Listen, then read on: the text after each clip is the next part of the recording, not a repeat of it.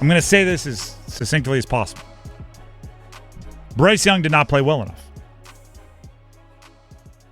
Is there context to that statement? Yeah, and we can give the context. But in a vacuum, he did not play well enough. That is where you have to start, right? Because eventually you can get to, yeah, but he threw a good ball to Xavier Legette, and he should have caught it, and he didn't get his feet in bounds. It's like, yep, that's true. And Jatavian Sanders could have made a tough catch down the right sideline, and if Hunter Renfrow was somehow impervious to physical pain, he probably could have brought in a couple more catches before getting lit up by the defense immediately after he touched it.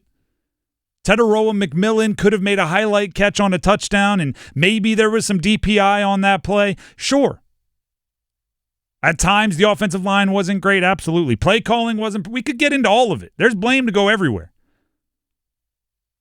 But Bryce Young didn't play well enough.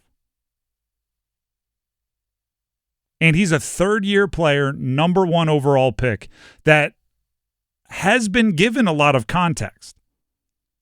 We pretty much wrote off, as a fan base, the entirety of his rookie year on some context talk.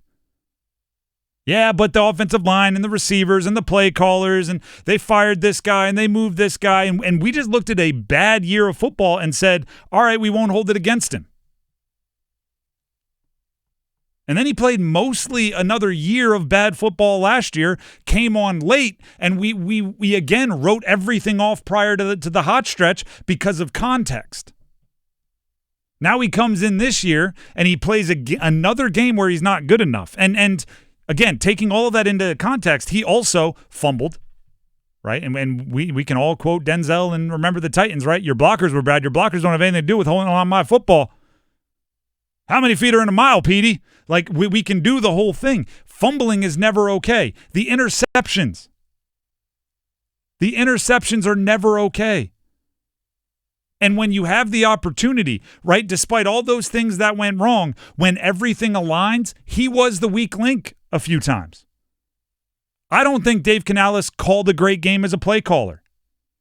But he did scheme up a pretty sweet switch. Little switch fade, had Hunter Renfrow open down the field. If Hunter Renfrow runs, I would say, at least a 4.65 at this point in his career, you put the ball out in front of him, he probably scores.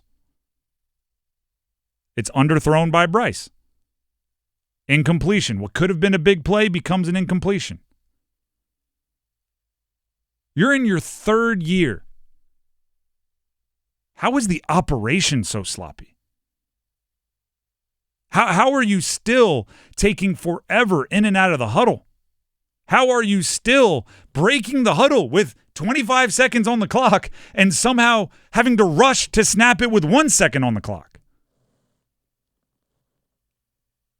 And then there's the frustration. There's quite frankly, somebody should have been angry, but it wasn't even like anger. It was like a weird disappointment from Bryce on the sideline. Here's Canales immediately after the game on the frustration from Bryce Young.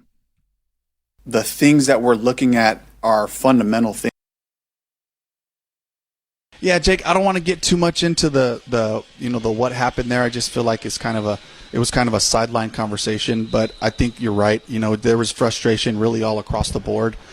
Just not being able to finish the way we wanted to, and it really just came down to fundamental football. It was a couple of tackles we had, the run stopped, and the guy kind of pops out for 7, and then hits an explosive, and some of those things. And offensively, certainly it was, I was excited about having a balanced attack today. The run game started off really well, and we just weren't able to complement that and continue the drives, because of the turnovers.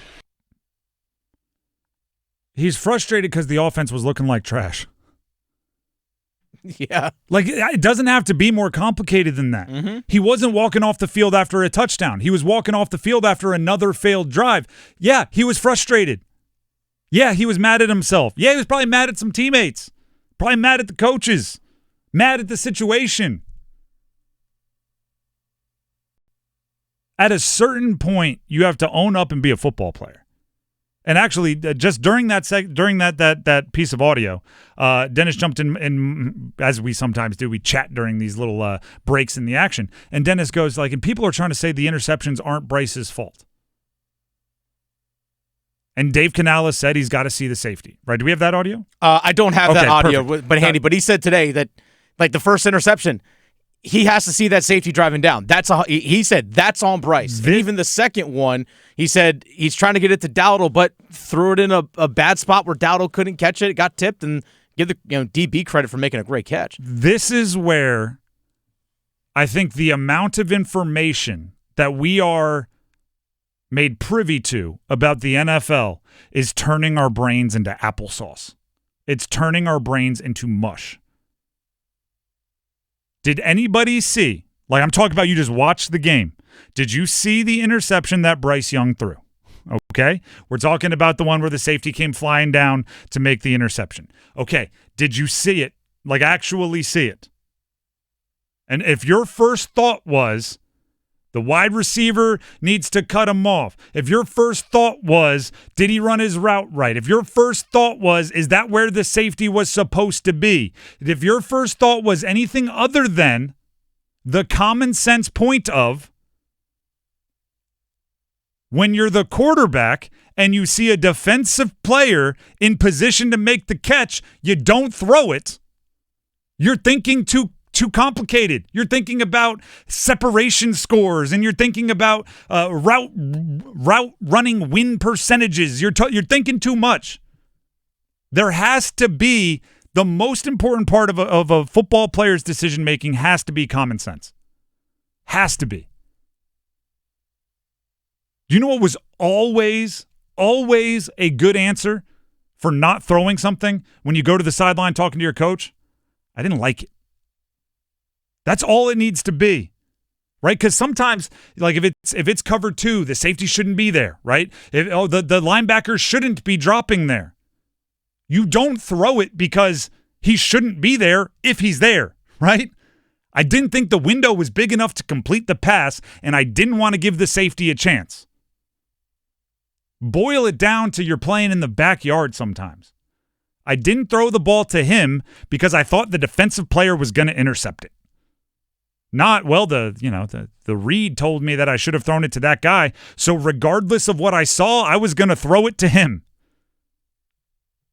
Complete the pass. Take the check down if you have to. Complete the pass. Like, and that's what the all of it comes down to, right? All of it comes down to it.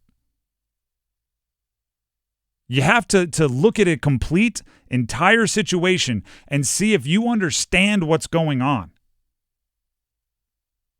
And some of it, I mean, it can't be taught. Knowing when and where you can take chances. Knowing to whom and to whom you cannot throw 50-50 balls. Knowing which running back can catch the hot and high 5-yard pass and which running back you need to take a little something off or not throw it. Knowing on 4th down in the red zone, there is nothing more important than giving your team a chance. It was 4th and 1 at the 5-yard line, and he threw it 10 yards out of bounds. It looked like a throwaway.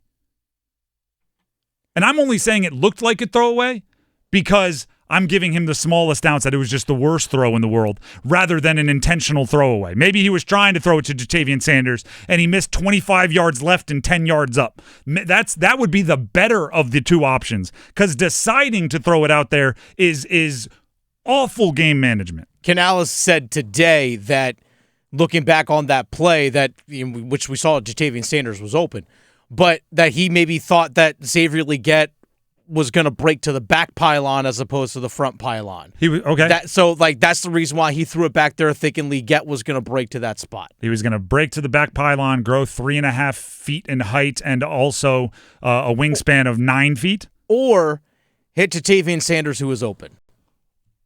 That would be obviously position A. There's that too. That's goal number 1. Yeah. I'm not asking for goal number 1. Yeah. I just don't want goal number 112, right? Throwing it away is what you can't do. That's what you absolutely can't do. You have to give your team a chance. He didn't play well enough. You can make excuses or you can be real with the guy. He didn't play well enough. And like you said about the operation, even Dave Canales talked about it today as well, about getting to the line of scrimmage. You know, it feels like they're breaking the huddle with 8-9 seconds left, and now they got to rush things at the line of scrimmage. I mean, how many times for year 3 of Bryce Young, he's clapping his hands real fast because the clock's about to hit 0 because he wants a snap, and everything gets rushed. We saw this under Frank Reich. We saw it this rookie year under Frank Reich. And under Matt Rhule, and when Thomas Brown took over, and it's over and over again. And so, Frank Reich is first year, then Thomas Brown, it was the same thing. But ironically, sure enough, when Andy Dalton goes in there, this is not like Andy Dalton should start over Bryce Young thing. It's funny how the operation's faster and smoother. And if you're a quarterback, again, get there early and you learn things. You don't learn anything about the defense in the huddle. You learn a lot once you get everybody spread out. The number 1 overall pick, you can't get to the line of scrimmage in time. Make it make sense.